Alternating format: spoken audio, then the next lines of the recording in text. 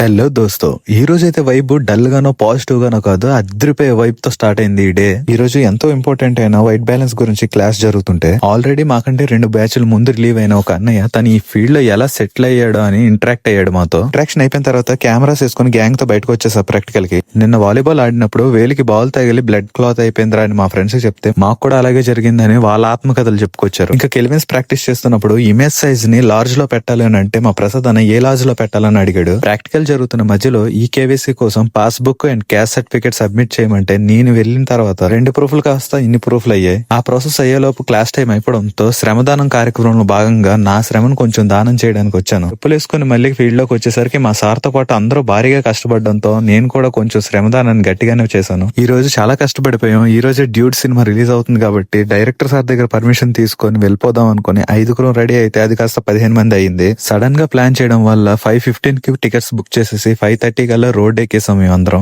ఇప్పటికే vlog content 1 minute దాటేసింది. Next vlog లో మూవీకి ఇన్ టైమ్ లో చేరమా లేదని మాట్లాడుకుందాం.